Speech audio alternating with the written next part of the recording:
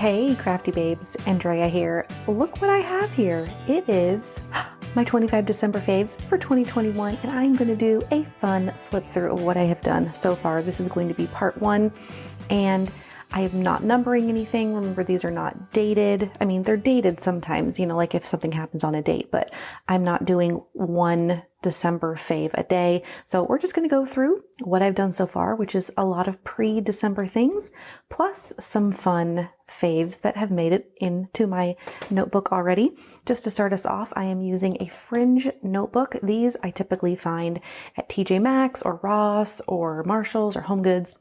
And they're fairly inexpensive. They're like $7. And so I just made myself a cover, glued it onto the front, and am keeping everything kind of intact within the spirals. And you'll see what goes on inside. I started out, just like I always do with my 25 December faves, is with a list. So every year I kind of change things up, but mostly everything on this list will stay the same because obviously it's December and it's Christmas and we want the same types of things, and we enjoy the same types of things. But so this is my list, and this is a printable that is available in my shop. Next on this page is one of the pages that I created fairly early on as like a warm-up project. So it didn't have any photos or any story associated with it. I was really just trying to utilize some of the printables from issue number 21 of Retro Hip magazine. And all of the hexies needed to make it into my album. And so this was a great way to do that. And I had so much fun doing this because one of the fun things I've been into lately is tone on tone design. So I used like all the red and pink things right here, all of the mustard things here, all of the green things here, and just tried to keep the colors like together with their friends, and it really turned out fun.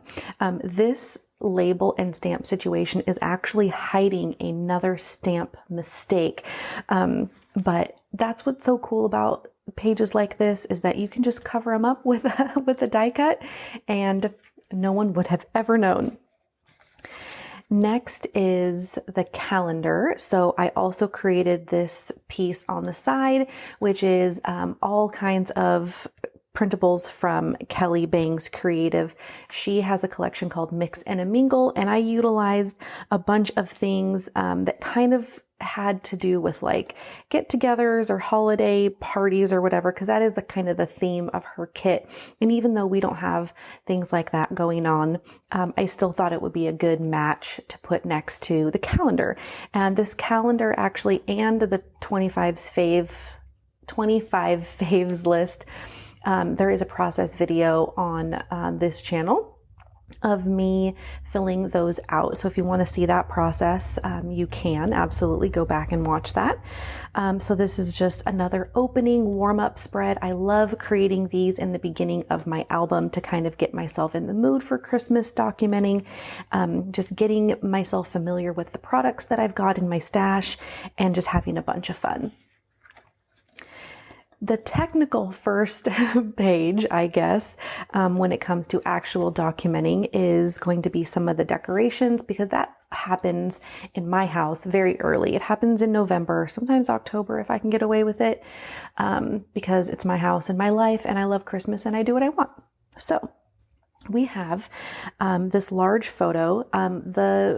The Fringe notebook is a little larger than a 6x8, so it's like a 9x6.5, something like that. It's kind of a weird dimension size, but I've basically got a template where I can pop in a photo and it can be the exact size. I just trim it out and glue it in. And then I have just a little tiny bit of decoration and embellishment down here at the bottom.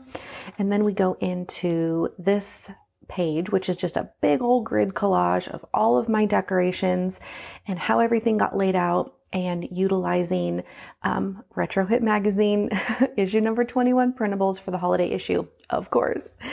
I loved getting to use so many different things and using a variety of photo sizes and cards and embellishments and all kinds of fun things. And this process video is also available on this channel.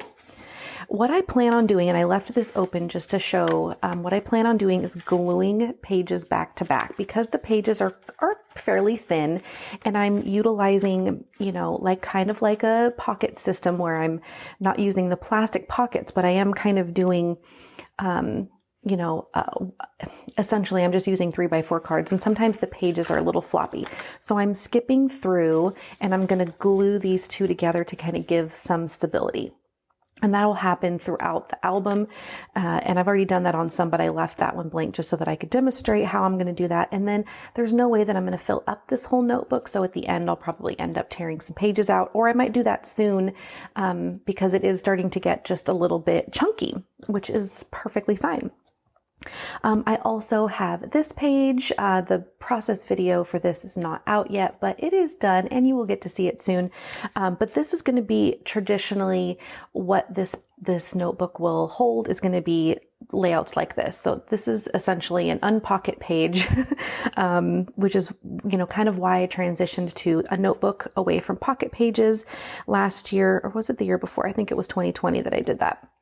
But anyway, just having fun with using cards and Felicity Jane items, and they mix really well with the issue number 21 printables, which is great. And I just had some fun with this one. Sometimes I'm going to leave a page blank if I don't feel like a patterned paper or anything else would complement what's on the right side. So this is just a photo that I took of my tree. I actually used the bokeh filter from Instagram. It's one of their, I believe it's a new Instagram feature. Filter. I don't know if it's someone added it or if it's an actual Instagram one, but you can adjust the level of the bokeh or the shape of the bokeh. And so I just took this photo and then used it as a big background and put a couple of little things here for a cluster to kind of open up this next section, which is going to be, I know I just did one about decorating, but this is going to be all about the tree. So the tree in my house got decorated last. And then I threw in little bits of teal, like a turquoise color that was part of my color theme for my decorations. And I have just a couple of stories about that. One thing that I did have here was a little story about how this Santa picture came to live in my house. So that's fun to have just like a little bit of interaction going on there. And then something that I liked to repeat when I'm doing pages like this to kind of make sure that not only do the colors and the topic spread throughout both sides, but the elements spread through both sides. So I used a staple to kind of make that happen all throughout, and just little things like that. And I did the same thing with the Dymo labels. So that's definitely something to do when you're working on a larger spread like this or a 2-pager, is to use elements throughout both sides. Makes it feel like more of a cohesive layout.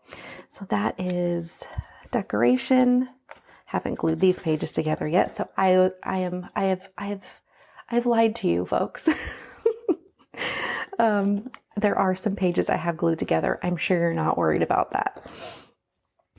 This was a really super fun page. I really had this one photo in mind. I had already done some journaling for this photo on my Instagram feed, and so I wanted to just include that because I really wanted kind of the opening of the album. And I still consider this the opening, even though I am documenting things like decorations and stuff that are on my list, I still feel like we're just kind of getting started into this notebook. And so anyway, I just wanted to make sure that I jotted down my journaling from my Instagram feed or from that post.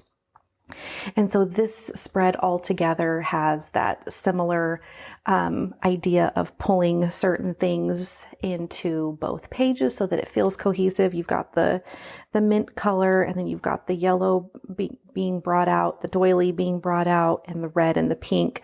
It just works really well together. I really love this page and how simple it is. And of course, had to use this. This is from Kelly Bangs, and I just love this card so much. So it went perfect with this card with the ornaments from issue 21. This is an older card from In a Creative Bubble, I think from either last year or the year before.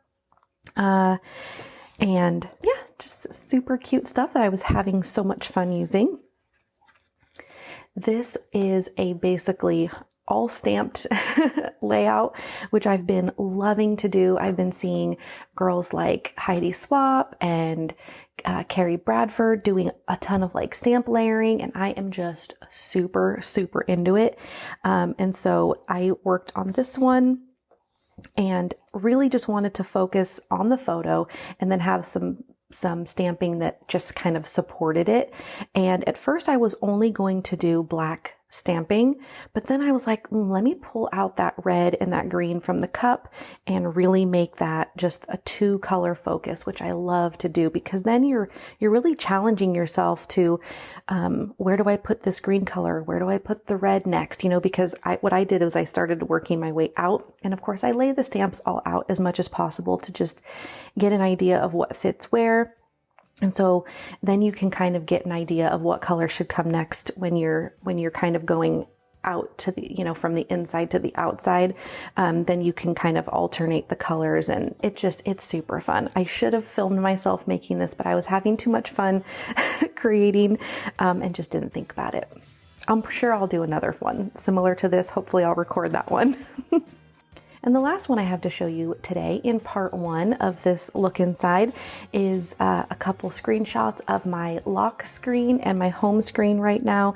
These wallpapers are both my designs that I have saved in a story highlight. Every time I release an issue, I always make free wallpapers and I post them in my stories for you guys to screenshot them and use them as you wish. And so I got some fun colors from my distress inks that matched as best as I could. And yeah, did a little stamping and made it a super simple layout. I just wanted to document like what my phone screens looked like at the moment. And I always have fun doing that because they change and it's seasonal, and it's kind of one of those things that may seem simple to document, but at some point we may not even have this kind of device, or, you know, your style could change so much in the next 5 or 6 years. It's just so fun to look back on simple things like this. So I definitely encourage you to take a screenshot of your lock screen or your home screen and get that documented this season as well. Thank you guys so much for joining me. I will create some more pages and make sure to share part 2 with you when I have some more to share. Thank you guys so much for watching. Talk to you soon. Bye.